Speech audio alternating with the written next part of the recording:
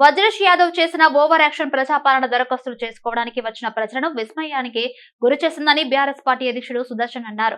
మండల కేంద్రం షామీర్పేటలో గ్రామ పంచాయతీ వద్ద రాష్ట్ర ప్రభుత్వం చేపట్టిన ప్రజాపాలన కార్యక్రమంలో భాగంగా అభయహస్తం దరఖాస్తులను స్వీకరించే కార్యక్రమాన్ని నిర్వహించారు. షామీర్పేట గ్రామానికి చెందిన కాంగ్రెస్ సీనియర్ నాయకుడు మేకల మహేందర్ యాదవ్ సుదర్శన్ ని కలవాలని వజ్రేష్ విషయాలను కోరగా ఆయన స్పందిస్తూ సుదర్శన్ ని కలిశారు. బీఆర్ఎస్ పార్టీ మండల అధ్యక్షుడు సుదర్శన్ ను కలిసిన వజ్రేష్ యాదవ్ ని లగ్గం చేస్తా బిడ్డ అంటూ భుజంపై తడుతూ గ్రామ పంచాయతీ ఆవరణలోకి వెళ్లారు. దీంతో అక్కడే ఉన్న షామీర్పేట గ్రామ యువకులు ప్రజలు తమ గ్రామానికి చెందిన వ్యక్తిని అంత మాట అంటావా అంటూ ఆందోళనకు దిగారు. వజ్రేష్ యాదవ్ క్షమాపణ చెప్పాలని డిమాండ్ చేశారు. గౌరవ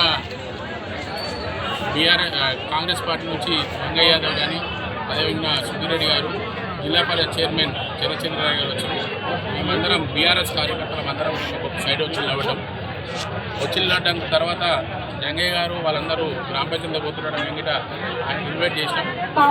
తర్వాత వాళ్ళు ఎవరైతే జంగయ్యని నన్ను ఇక్కడ ఉన్న మేకల మహేందర్ యాదవ్ నన్ను పరిచయం చేస్తున్నప్పుడు డైరెక్ట్ గా జంగయ్య యాదవ్ చేసి బిడ్డ నీ సంఘం చెప్తాను చేయగలుగుతున్నా నీ సంఘం చెప్తా బిడ్డ అనడం జరిగింది. దాని నీ లగ్గం చేస్తా బిడ్డ అని అన్నాడు. దాని ప్రూఫ్ ఇక్కడ ఉన్న పెద్ద మనుషులను అడగని ఇంకా మహిళలు ఉన్నారు అందరూ అడగని మేము వాళ్ళని వ్యక్తిగతం కాదు మంచి కాంగ్రెస్ ఎవరైనా సరే రూలింగ్ ఉన్నప్పుడు ఎవరికైనా చేయడానికి వ్యక్తిగత వాళ్ళని ఇన్వైట్ చేసినాం. కానీ వాళ్ళ విధంగా అనడం ఇది సిగ్గుసేటు. పైన ఒక ఎమ్మెల్యేలో పడ్డాడు.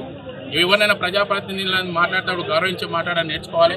అందుకోసానికి ఇప్పటికీ 3 సార్లు పడ్డాడు. ఒకసారి ప్రజారాజ్యం, ఒకసారి టీడీపీ, ఒకసారి కాంగ్రెస్.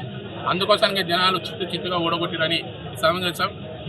ఇదే విధంగా మీరు వాళ్ళ బీఆర్ఎస్ కార్యకర్తల పైన కానీ మీరు ఇదే విధంగా హుకుం జారీ చేస్తే ఎవరివి సహించాం, దానికి తిరగబడతామని సందర్భంగా తెలియజేస్తాం. ఈ మనస్పర్ధాలు లేవు. ఆయన గతంలో కాంగ్రెస్లో ఉండే, నేను కాంగ్రెస్లో ఉండే, దానికి తప్ప ఎవరికి మనస్పర్ధాలు లేవు.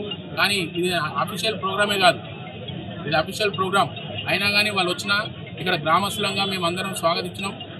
దానికి వాళ్ళు వినియోగించుకోవాలి. కానీ ఈ విధంగా ఈ వ్యక్తులపై, లీడర్లపై ఎవరైతే గట్టిగా పనిచేసే వాళ్ళపైన దాడి చేస్తే బీఆర్ఎస్ పార్టీ తరఫున ప్రతి ఒక్కరం తిరగబడతామని సందర్భం చెప్తున్నాం.